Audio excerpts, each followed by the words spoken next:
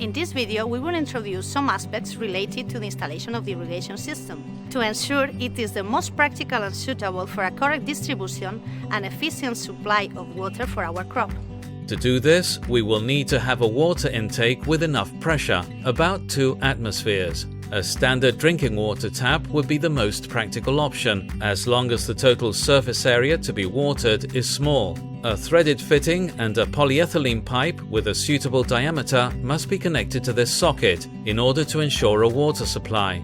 At the entrance of the school garden, 1 or more irrigation programmers can be installed and powered by batteries or by AC power outlets if possible. After the programmer, the piping will continue with a secondary pipe, using 1 or more polyethylene pipes 25 mm in diameter, and they will be extended throughout the plot to later connect the integrated drip lines known as lateral lines. The pipelines could be 16 mm diameter.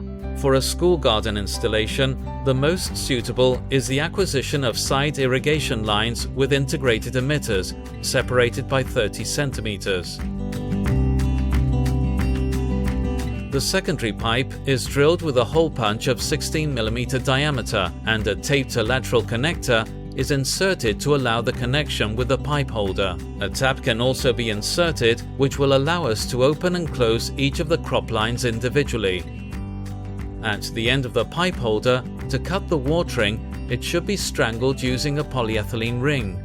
At the end of the secondary pipe, you can also strangle the pipe or install a plug. The branches with inserted drippers can be connected equidistant, with a separation of 1 meter, or depending on the distance that the different crops require. We would like to remark that, although taps are to be installed, they can subsequently be cancelled or activated depending on our needs.